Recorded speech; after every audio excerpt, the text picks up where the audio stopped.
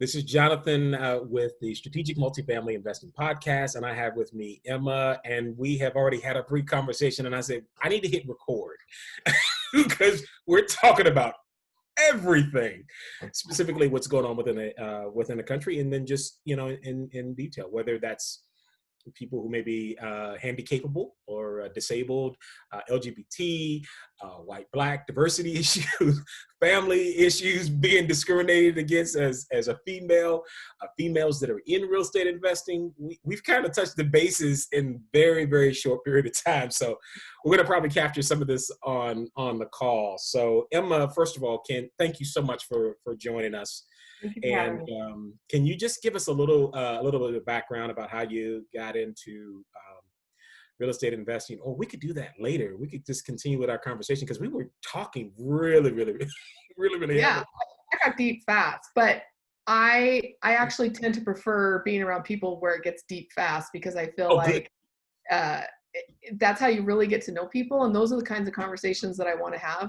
I don't want to talk about the weather or little simple things. I think that the way you get to know people is by just bringing up tough subjects or deep subjects or awkward subjects. Yeah, and we've had very, very quickly, within 10 minutes, we went all over the place. So you mentioned, I think the last thing we were talking about before I hit record was about women who are in real estate and being underrepresented. And why is that? You mentioned that some people start talking about that, and I'm pretty sure you've been asked that. So yeah, your thoughts about that?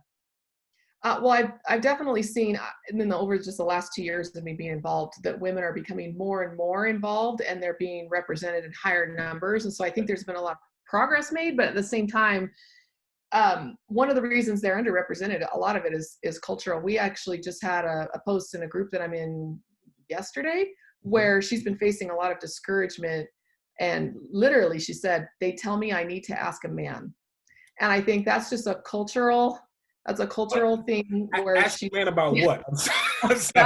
about real estate. She's like, I feel like I'm intelligent and capable enough to invest in real estate, but she's getting a lot of discouragement from family and friends that she needs to, I don't think she's married, but just she needs to bring a man or ask a man. Like, I don't know, honey, ask your dad or ask your brother, or ask our friend down the street. She doesn't have any female role models to go to ask these questions to. So it's good she's reached out on social media and found the subgroup that can relate. Because as much as we want to say, like what you were saying earlier, like, oh, I don't see race or I don't see gender or whatever, it's a lie. And there are certain issues that we have to deal with regardless. Like, she is looking for a subgroup of women who understand that the issues that she's going through are being discouraged and being asked to rely on men, or just don't do this, your husband will take care of you someday, or that struggle that she's having, that a lot of us are having. And you can't say you don't see that, or that doesn't exist, or that's exclusive if you're seeking out a subgroup that you can really relate to. So if a man wanted to join our women's real estate group, would we let him? Probably not. But if a man wanted to have a men's only, women would have an outcry. So I think it's just whoever's been kind of traditionally. So you would not let a man join the women's real estate investing group because why? Let me just ask that. It's not my group, but at the same time, why is it okay for us to say a man can't join? But if a men's group started and said women can't join, that would be a cultural no. That would be very politically incorrect. So I understand. Well, as another example, non-real estate example, just today I'm scrolling through my social media feed. I spend a lot of time on social media because that's how I meet other investors and how I try to interact with passive investors. And building my brand there is, hey, I buy apartment complexes with people I meet on the internet. So I spend a lot of time on there, and I'm in a lot of homeschooling groups. And we got this beautiful post today, nice graphics. And she said, hey, I just started a Utah Black and brown homeschool group that we meet in person, and the reactions in there were insane. Like, I want my white kids to appreciate diversity in all its forms, and now I feel like I can't attend your group, and I only hang around with white people, and now you're going to go and segregate yourselves, and lots of comments. And then there were lots of you guys, you bigots, you racists. Like, she's just trying to identify just a conversation, even just starting a simple group where she can show up and know that somebody there identifies with the special challenges of Well, being. I would say Mocha Moms, if I'm not mistaken, Mocha Moms is a national brand of groups around the country of moms who gather and kind of share things. And I think that they also have some homeschooling things. As I remember, it's been a couple of years now, but I would share that with her. I and again with affinity groups, specifically around race, it's. Our country right now is really in an uproar about a lot of different things, but some of the things that these other groups, I can imagine, she wanting to start a group specifically for Black and Brown children is possibly to represent history as accurately as possible. Yeah, I know I'll probably get a lot of hate mail for what I'm about to say, but you can keep it. You really can.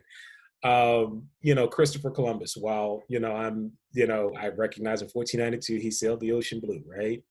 And he discovered America, right? That's what we're taught in elementary school. Isn't quite right. If I'm not mistaken, he discovered the Dominican Republic, specifically in Santo Domingo.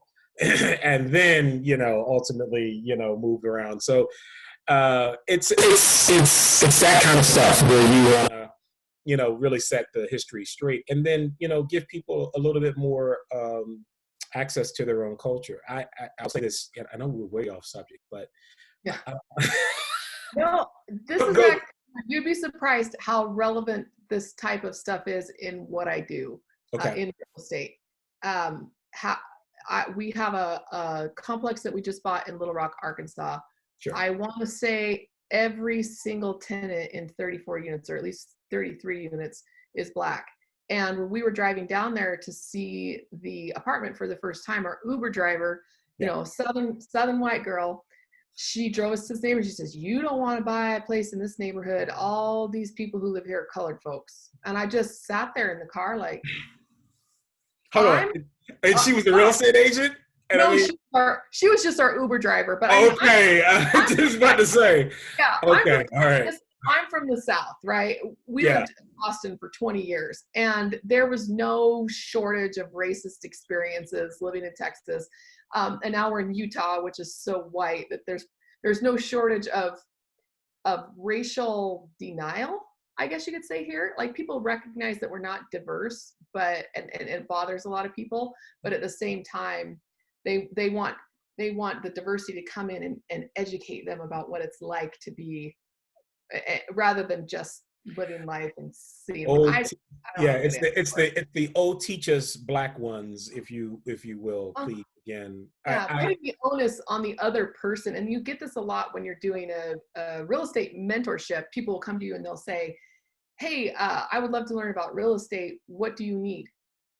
Like, a lot of things. What do you do? Like, why are you making me? I have to work for it. Yeah. Have you Googled me? Have you gone to go look at my LinkedIn page and see that I like rugby and I used to be a wedding photographer, and these things are out there, and yeah. You have to take responsibility for your own learning. If you have a question, go ask a question, right? I'm not saying, it was what we were talking about earlier with my family member who he invests in the stock market and I invest in real estate. And we argue a lot about the benefits of one or the other. And there's really no winning in that argument, because somebody in that situation always wants to be the teacher and nobody wants to be the student, or vice versa. Somebody's wanting to come in, he's like, "I'm the student, oh guru, teach me," and not putting any effort into, like you said, even looking the person up, finding out what they do, connecting with them on some level. "Oh, I see what college you went to, or I see what town you grew up in," or showing that there's a connection. I had one guy come up to me one time and he said, "Hey, we were just in a small discussion group." He didn't know who I was. He'd never met me. There's no time to Google me, right? Sure. He just came up to me afterwards and he said, "Hey, I really enjoyed hearing about what you were talking about, and I'd like to learn more about that." He goes, "I'm a software developer. What in your business could be automated that I could help you with?" There you go. He told me exactly what his specialty was, and I had to stop and think about it. Like, what do I need automated? And suddenly we're having a conversation, rather than people just come out, "What do you need? I'll work for free." That person is not valuable. Well, okay, so that's because I here's the thing. I've done that. First of all, I am We've all been guilty of that. I'm guilty. So I'm not going to say I've never done that, but that person is not valuable because why? This is good. This is good. Why aren't they valuable? I want to back up and say, because based on what we're talking about before, I don't want to say they're not valuable as a human being. I mean, no. Valuable in a business and a business perspective. I'll give you an example. When we read Robert Kiyosaki, and he was talking about finding a mentor by working for free. And I thought, well, that's a great idea. We can go work for free, right? But he didn't really tell you how to go find someone to offer work for free. So my husband graduated from college, and he didn't really want to change careers because he had a job that he really liked. And so he just thought, maybe I'll just go get myself an internship in this new thing, because he was on call and he had a lot of extra time. And when he got out of college, he's like, I should go fill it with something, right? So he goes to one of his best friends who owned a tech startup. And he sits down and he said, I just finished my IT degree. I just wanted to come in and help you, and I'm willing to work for free. And he specifically said, I do IT, you have a tech startup, what do you need? And he did the right things. And the guy just looks at him like, I have to value this or weigh this against how much money you're going to cost us training you and paying for your parking space in this downtown high rise. And all of the things that go into having somebody working for free is actually not working for free. And that it's like why people don't want to get VAs. They're pretty inexpensive, but they don't want to go through the pain of training them, because while you're training them, you could be doing something else. And it usually gets to critical mass before you take a step back and think, okay, I've got to pause what I'm doing, create training materials, get this VA up to speed on board, just like that. So if you're offering to work for free, state your value, what you're good at, what your strengths are, but at the same time, recognize that they are taking time out of their business to train you, and you may be costing them time and costing them money. Maybe you'll make them a ton of money because you'll bird dog a great deal, or maybe you'll become one of their passive investors, or they'll go out and hit it big, and they'll always remember who helped them. So we're looking for those few people, and in the sea of people who come and say, hey, can we help? I love helping beginners. I do it for free because I just like doing it. But a lot of people, I think that's unusual. It is. But the question is, what is your payoff? I mean, obviously it's not necessarily financial. It may wind up being financial as a payoff for you helping a beginner, but what do you generally get out of that helping out, if you don't mind me asking? A couple of things. One, it's like giving birth. Once the baby's in there, it's got to come out. There's nothing you can do about it. Entrepreneurs talk about this a lot. They have a business idea or something they want to do, and they cannot rest until they have given birth or nurtured this idea. So part of that's just what's in me. I always tell people my favorite hobby is giving free advice. Well, that's good. I'm going to ask for some in a couple minutes, but go for it. So there's that part of it that's just a natural inclination in me that I need to feed. And so helping beginners and having conversations with beginners, it just satisfies something inside me. And I think the reason it satisfies me in a lot of ways is people just want to feel valued, and they want to feel recognized for what they can do or what they know or anything. And I don't want to be well-known or have fame or notoriety. I just want a quiet life, living on my passive income, digital nomad type of lifestyle. So I don't necessarily want to become known, but for the people that I'm with right that moment, I want to be respected.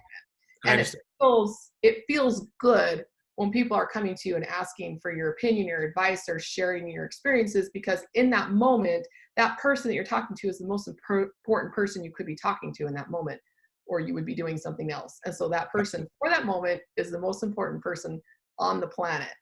And it feels good to have a connection and to be recognized. I'm either learning from that person, or I'm teaching that person, or we're doing both depending on the overlapping expertise. I love that. I love learning. Everybody has something to teach me. So I like that. I think that little bit of an ego boost is normal and natural, and people are embarrassed that they have a need to be recognized, and they have a need to be seen, have a need to be respected. We tend to feel like that would make us narcissists, and that's not okay. But we all need that. We all need it for validation in some sort. Yeah. Mhm. And I also heard someone say that there is no success without succession. So if you're not putting something into someone behind you, I have a partnership now with someone who wants to do some wholesaling of real estate. And, I'm a realtor, and I've worked, used to do some national teaching on the real estate front for a single family, working with real estate agents who need to work with investors or who don't know how to. And so, and so again, the teaching part, I'm there. And yeah, he came along and he's just like, we're supposed to be partners in this. And I feel like I'm not anything. And I'm like, come on, dude, this is, again, I get the validation and the recognition for myself, but at the same time, I believe somebody else now will have the information at some point in time to be able to carry on and do something with it. And that's good. Now, you mentioned that you have a desire to learn. What are some things right now, if there are any prospective, mentees out there that you want to learn, or things that you would like to have taken off of your table? Are you talking about real estate related? Or are you talking about Real like crazy? estate related or otherwise? Because here's the thing, it may not necessarily be a real estate thing that someone could potentially help you with, that then you could then, compensate or barter, if you will, in terms of information on the real estate side. Okay. Does that make sense? So, for Yes. instance, you Yes. are a graphic designer. I used to teach graphic design, as I remember, through my research, as well as, Huh.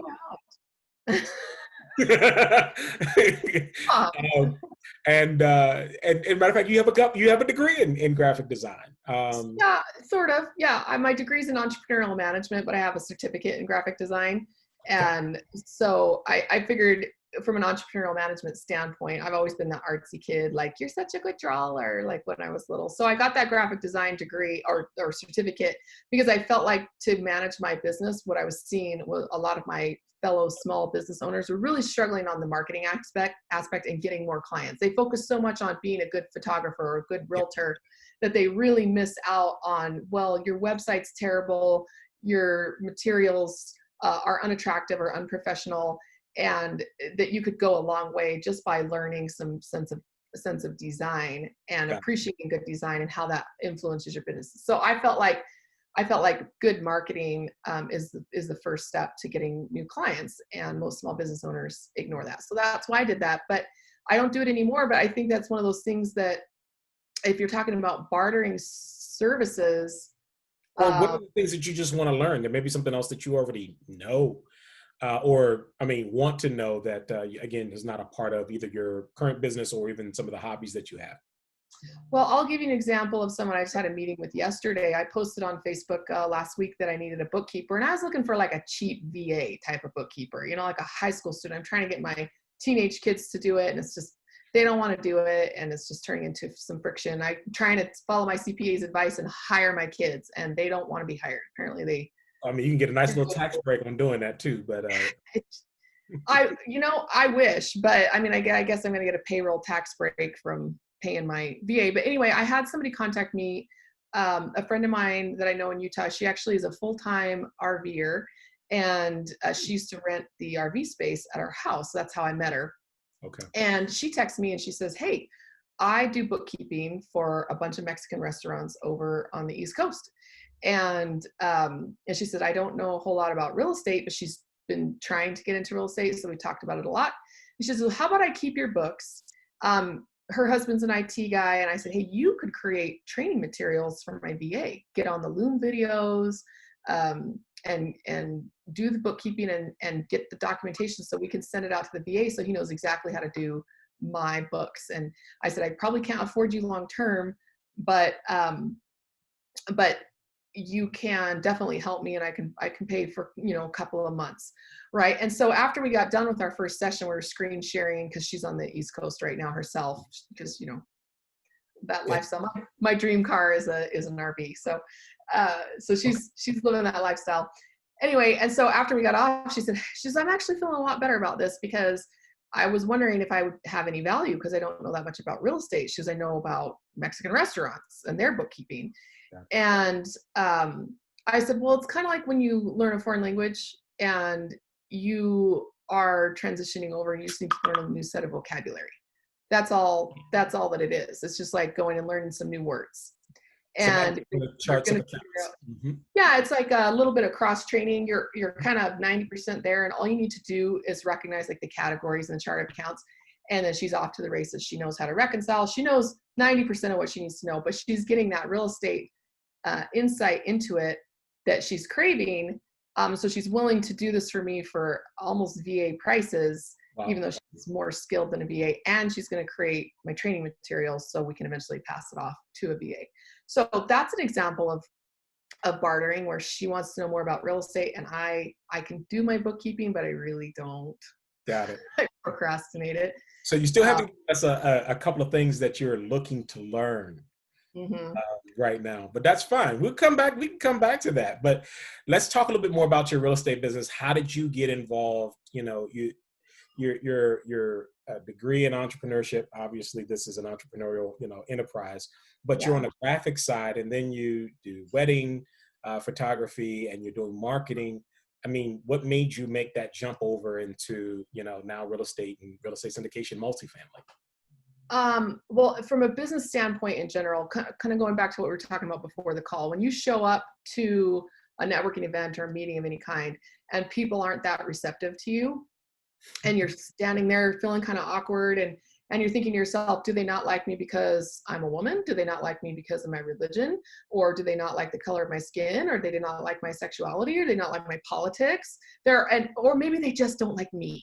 Maybe it's personal. Maybe they don't like my personality. You're always kind of wondering, what's going on? Is this bias? Is this discrimination? Or is it just I'm not a very easy person to get along with?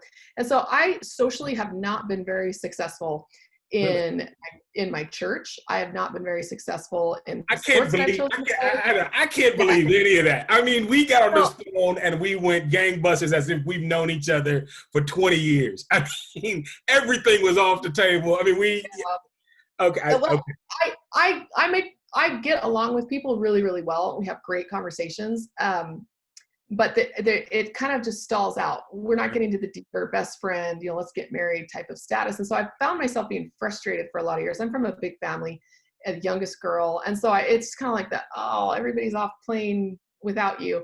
I've always struggled with that, but where I've always felt socially very comfortable and very successful is in business, especially entrepreneurial types of operations. I feel like-minded people, we're exchanging ideas, we're going out, we're hanging out, catching lunch together, maybe even taking our families together on the weekends. I feel competent in that type of a setting. And so that's one of the reasons that I pursued that, is because you gravitate towards what makes you feel good about yourself and tend to shy away from things that make you feel bad about yourself. And so I'd go to mommy play groups, or I'd go to homeschool groups, or sometimes even to church, and I would just not really feel like I was quite fitting in, always wondering why all these women or families are hanging out together and we're not invited. Like, nobody wants to feel like that middle school kid. No. I get sick of that, but I don't ever feel like that when I show up to a business meeting. So did you meet a mentor while you were there? They talked about real estate or, buying apartment buildings. I mean, what was the spark? I just always felt like I needed to own a rental house. And when I started listening to Dave Ramsey, he'd always talk about owning a rental.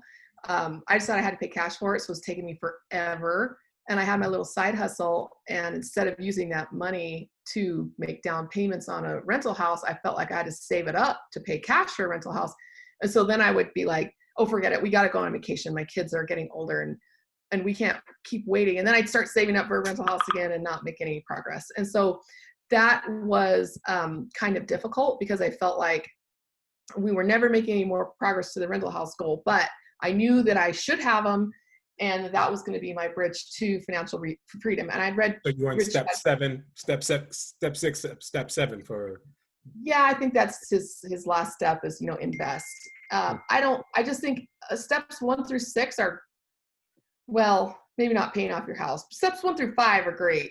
Okay. And then steps 6 and 7 starts to fall down on the quality of the advice. And so when we got to step 5, kept going until I realized, this is not going to get us where we want to be. It's literally a crock pot. And we were just getting too old.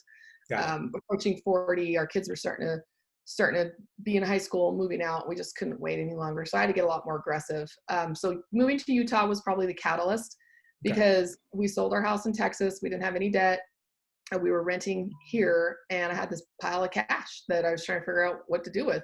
So I started hanging out at real estate clubs, which I found on accident. I was actually looking for small business networking, like BNI types of meetings. So I could go maybe start a marketing consulting firm for small businesses and help them with their social media. And, those types of things, like that they were disorganized. They didn't know what SEO meant. You know, those types of people. Yeah, I got you. Okay, those type of organizations. I was like, BNI? No. But for everybody else. They just needed business help. They just needed somebody to come in and say, and the reason I found that is because my husband, when he got laid off from that tech startup, why we left Austin and moved to Salt Lake, those couple of weeks when he was out job hunting and just networking, we're going to all the BNIs and all the meetings. And I'd say, hey, he's this talented IT guy and looking for a job, and nobody wanted to talk to him. They all want to talk about my marketing stuff. And even the guy the company he got laid off from went and started a new one. He went and said, hey, do you need an IT guy? He said, I really don't, but what I really need is a marketer. And so he actually hired me to do a little bit of part-time marketing for him. And I realized, okay, this could be a thing. So when we moved to Utah, I started looking for that opportunity to reach out to those small businesses who just needed help. Like one person who's a mile wide, but not very deep on any of them. So I can do a lot of things, but I'm not like an expert on logo design or anything like that. I can do lots of things. So anyway, I started hanging out looking for these, and some of them ended up being real estate investor clubs that I just didn't realize. So I showed up and I started thinking, I have this chunk of money. I should give it to one of these flippers or somebody as a passive investment and figure out what I'm doing. And so that's where it started. We had that money from real estate. We bought our first house with down payment assistance from our county. So that was the only down payment we put, maybe $500 in earnest money. And then they gave us down payment assistance, and we made like $35,000 off that house in 4 years of the appreciation. And so then we cashed that out and went and bought a nicer house. And that house didn't make any money because 2008. We weathered it. We didn't lose any money. We made enough money on that house to pay the realtors when we sold it. So we walked away with basically $35,000, but we lived there for 9 years. So kind of free, right? Sort of. And then we took that, we saved and saved and saved for my side hustle because we were trying to pay cash for a rental. And I said, you know what, let's just go buy a house that we can fix up and live in forever. I'm tired of all this moving around. We're trying to kind of house hack. And so we went and bought this massive remodel, and we gutted the thing. We lived in it, and it skyrocketed in value because of the area that it was in and because of the forced depreciation that we did. And so we're kind of getting on both sides there. And so we walked away from that. We got all of our cash back out from the first house, from the money we'd saved, and then the appreciation on top of that. And so I felt like, let's go use this. I made it in real estate. Let's go spend it on real estate. And it was extra money. Mm-hmm. So he had a new job, and I said, you just keep the lights on, pay for the groceries, pay for the house. I'm going to take this chunk of money that I made from real estate. He lived in those houses, but that was me driving that. You made that, yeah. Yeah, let's buy a house. And I would pick the area, pick the house. I decided when we were going to move, and he just was like, yes, ma'am, and put the boxes in the U-Haul. I felt like I made that money in real estate, and I am actually pretty good at this. I learned actually digital graphics by drawing floor plans on my first computer. Wow. Okay. I just draw floor plans for hours. So this has always been kind of something that I enjoyed. So you took that money that you had with the forced appreciation and the appreciation, the other appreciation, if you will, from the house, and then you went out. But how did you know to buy an apartment building? I mean, that it's like, okay, we've been doing houses now. Where's the leap to now? I'm over here on the syndication side of things.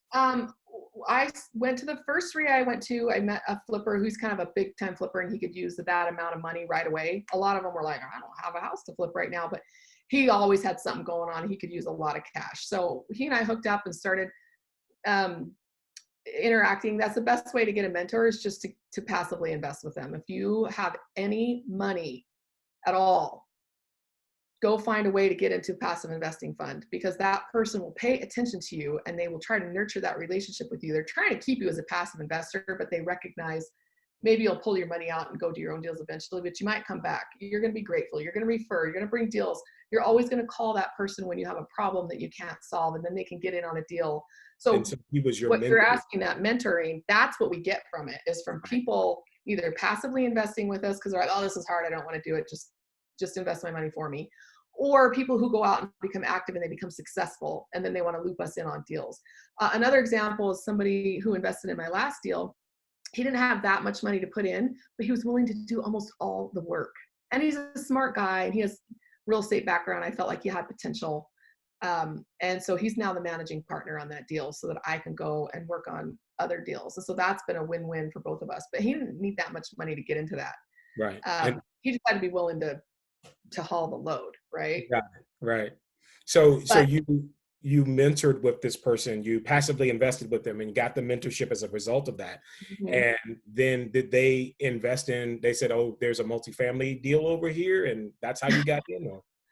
No, that's actually kind of funny. The second RIA that I went to, the second RIA meeting I went to ever, the speaker was a young man who was buying his first apartment complex, and they had done a lot of like custom home development and things like that. And he said, I quote, he said, if you can just skip residential real estate and go straight for the commercial, just do that.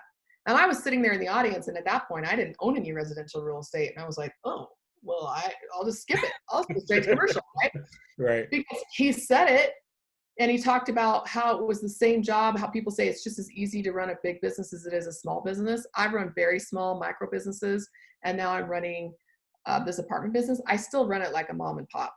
I never want a machine of employees in an office and all that. I run it like a mom and pop, but yet it's generating so much more revenue and traction. It feels like a much bigger business. And it was the same thing. Well, it's like, he said, well, just take your residential stuff that you know, tack on a couple of zeros and change the acronyms. Like instead of ROI, say cap rate. Oh, well, I don't know what ROI is and I don't know what cap rate is. So I might as well just learn cap rate first and skip all that stuff. And the irony is he said, I'll go out to lunch with anybody. I got to eat. And if you pay for it, I'll show up. So I immediately introduced myself afterwards, invited him out to lunch. A couple days later, I sat down and I had been making phone calls on some commercial projects. And just talking to the sellers, they kind of hope you might buy it. It's just stale stuff off of LoopNet. How many units were you going after at that time? I had no idea. I actually wanted an office building. There was this office. I was starting like a lease option, wholesaling type of thing for single family homes. And that was like what I was going to be doing for my job. But then I was looking for something when I made cash off of that to then invest the cash in. So I wanted this office building because I wanted to set up my office in there, and it was across the street from the kids' high school. Oh, this is great. So I called and talked to the seller on that. A couple other projects I saw. I didn't know what LoopNet was at that point. I was just calling off signs on commercial property. And I would just talk to those owners, and they would just spew it all out and educate me because I might buy, even though I was like, I don't know what I'm doing. I'm trying to learn. I pursue every project as if I am going to buy it. And that is not to be misleading to the seller. If it is a good project and I can chase down the people and the money that I need to do it, and I can get it figured out and I have the time I need to figure it out, I will buy it. And that's an example of how I got my first apartment complex. So I went out to lunch with him. I told him about this project, and he's listening to the numbers. And he's like, this is probably too big for you to take on. He goes, I know I told you to skip residential, but he goes, maybe you might want to think about doing something a little smaller just to get some credibility, because you're going to have how many units was he going after? I think that first apartment complex he had was over 100, like 130, I want to say, somewhere in that range. And so I went back and I decided, okay, I'm going to buy a few smaller things, duplex, triplex, that residential stuff. I had the cash. I'm like, I'm going to self-manage. I'm going to learn. I'm going to get some credibility. Sure. I bought 8 units that first year, just using that pile of money as it came back from the flipper, just go and buy a new property and rehab it. I felt comfortable with rehab because we lived in our own rehab. So I recognized that I had a little bit of an edge there over a lot of women are afraid of construction. And that's probably another reason why we're underrepresented, is because men tend to be more comfortable with managing contractors and all of that. Women tend to be better at the design because that's what we focus on. Okay. But I felt like with the design background and the construction management background from doing our own projects, because we built 2 houses from scratch and then remodeled the 3rd one, I felt pretty comfortable with that process. So that helped a ton. So maybe go get involved in some sort of a project, live in your own flip. People say not to do that. Smaller. Yeah. I think living in your own flip is a great way to learn construction. Got it. But you mentioned he said, go get something smaller. So that led to you going to go find your first multifamily deal, right? Yeah. So then I met some more people at the RIA. I saw on Facebook, hey, I've got this apartment complex for sale in this town. I knew the town because my husband grew up near there. I was like, hey, I know that town. I'll take a look at that 50 unit. And got the numbers, started running the numbers. I had no idea what I was doing. This was probably a year after I started investing. I'd gone to all the classes, learned the calculator, all this stuff. And I just was really struggling with, I kind of putting this spreadsheet together and it was ugly. But I had met somebody else at the RIA who said he loved underwriting. And he said, if you ever need help or have an underwriting question, let me know. Here we go. He told me exactly what he did and offered help. And he'd done a couple of smaller projects like development, entitling lots, like rezoning lots. Got it. And so I sent him over the spreadsheet and I was really embarrassed. But I knew this guy would not laugh at me or scoff at me. Right, because he offered the help. Yeah. Yeah, and he knew where I was. And he comes back and he says, you know what, this is actually a pretty good deal. Not as good as you thought, because you forgot about all these things. He goes, but it's still a pretty good deal. If you need a partner, I think I can bring in the capital for it. I was like, sweet. So here we are a year later, closed on it last February, and he's raised the majority of the capital for that deal. It was a lot harder than he thought it was going to be. Okay, so let's talk about the specifics. How many units? It was 50 units? That was 50, heavy rehab, Class D in a Class BC area. Wow. Needed to be major facelift. How much did you guys put in per door? 42, something like that. 42. Oh, so per door total was 42, but how much did you invest in renovation? Or is that 400, 450 on the reno. It needs $1 million of work, but the rent ROIs start to drop off because you can only push rents to here. That's what the market's telling you. And you need to figure out how much you can spend to push the edge of those, because any more than that, you're over improving. Yeah. Over improving. So while it needs $1 million worth of work to be a nice property, we can only spend 450. And so we're just making it go as far as we can. We're doing something kind of unusual with that, where we've hired a different crew to do each department. So we have 3, 4, 5, sometimes 6 crews run at a time of people, and they just go in and renovate the interiors. So was this vacant or is this currently rented? It's rented, but we have a lot of vacancy because when we put in security cameras, half of them moved out. So So when you bought it, was it what was the vacancy when you bought it? Was it like when I put it under contract, it had 48 units rented, but by the time we bought it, it was down to like 12 vacancies or 13 vacancies because we told the owner it was under contract for so long. It took us so long to get the thing closed. We're trying everything and finally hit on a strategy that worked, but all the failed strategies of trying to buy this thing. So did you use a bridge loan to get the? Yeah, we were originally going to finance that. One partner was going to put up all of the down payment just as a joint venture, and then that fell through. And then we were going to finance it with private debt, the whole thing, no bridge loan, nothing. He was going to just buy the whole thing. And then we ended up going with the bridge loan and then having to do a capital raise and syndicate. And so it was not originally a syndication. I got you. What was the purchase price though? What was the purchase price of the? It was only like 2.3 million, something like that, 2.25 million, and then you needed $1 million in renovation. Because it was so ugly that people would get scared when they looked at it. Everybody says, "Bring me a problem, bring me something that I can fix the problems." But you know what? At the end of the day, they're liars because they see it and they're like, "They're not that kind of problem." Yeah. Right. That's a lot of work. That's a lot of work. So what, if you don't mind me asking, what market are you in? Is this in? That's about 2.5 hours north of Salt Lake City. Like I said, in a small town where my husband grew up. It's called Pocatello, Idaho. And I love the town. I think it's a Class C kind of workforce type of town that's growing it's not growing at Neil Bawa rates, but it's growing and we really know the market. And so that's why we decided to do it. So and it's great. It's how close are you all to finishing the renovations and things? We took over management in September, even though we didn't close until February, which is very unconventional. The owner was just like, when you got to close on this thing? We're like, we're trying everything we can. It's just one thing after another, right? And so he just told us, he said, just take over the management. We hired our own management company, and he increasingly became less and less involved as we started renovating apartments back in September.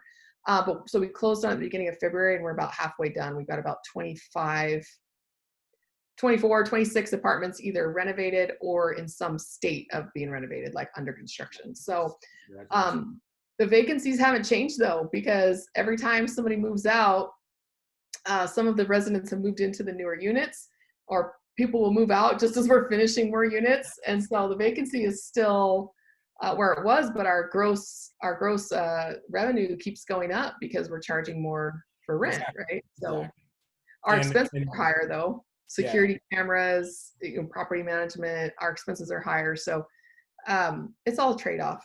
But and I think it's good for the long term, because now you'll have, with security cameras, it could, potentially move that Class D, as you mentioned, to Class C, as in addition to the forced appreciation that you're doing with the renovations that you have. You're halfway done. You should probably be done, before the end of the year, I'm pretty sure, with the rest of the renovations. Yeah, at this clip. And we're always going to have a few people who are just long-time residents. They're quiet, they pay on time every month, and they're not going to move out. So we'll probably have a few units that we won't renovate until that person dies or something. But so we're shooting for like 45, 47 units to renovate by the end of the year. Got it. Well, this sounds like one doozy of a first deal. Congratulations on it.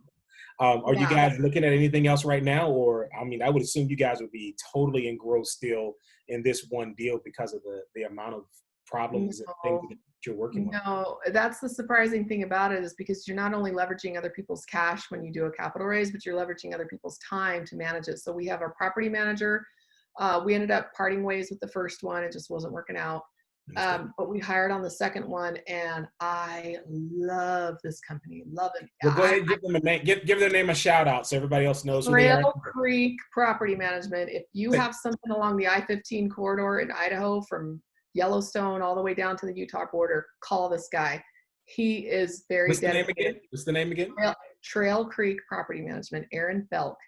And we are so happy with the job that he is doing. And so he's a tough act to follow for the rest of our property management companies, because we're so happy with him. So if we expand, like I bought, the next properties are in Little Rock, Arkansas. We just closed on those like 2 weeks ago, 34 so units. You have some more. Okay, how many units are there?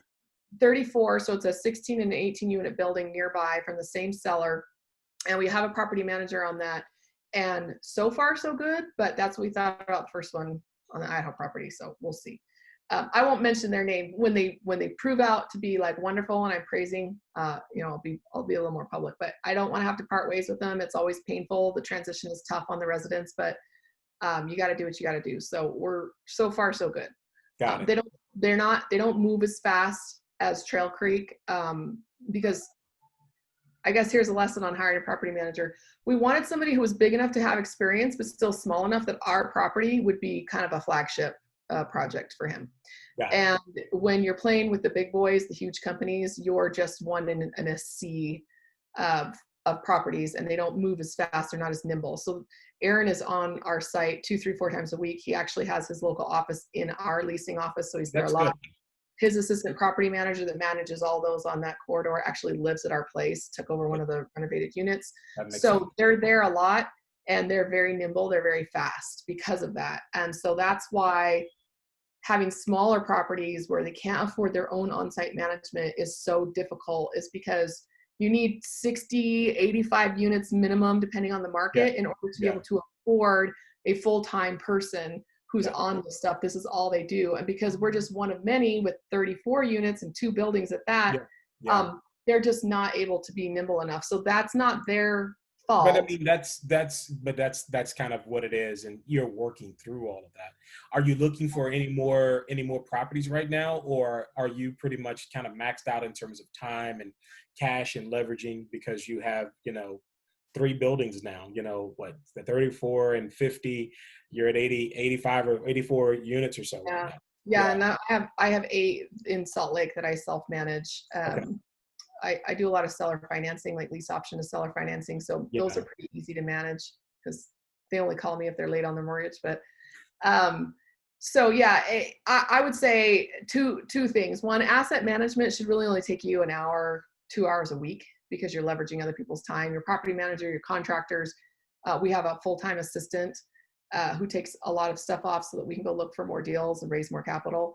I have 2 different teams. So the Idaho team are different people than the Little Rock team. So the Little Rock team, we're actively looking for deals in Little Rock, Tulsa, I think, DFW. One of them lives in DFW. How big are you looking for? Or the bigger the better.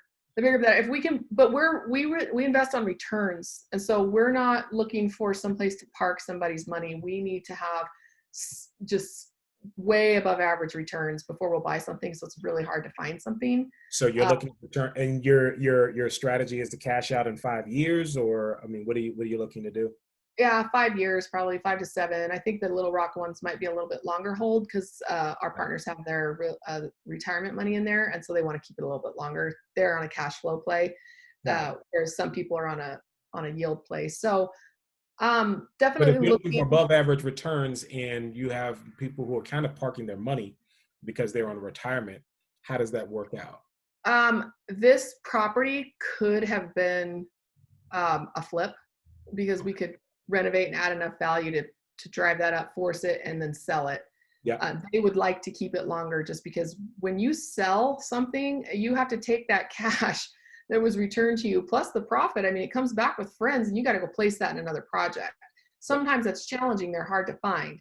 So they're not in a hurry to be flipping but they definitely want to have a project with also great returns. They're active investors themselves. They have like a dozen rental houses. So it's not like they're strangers to the game.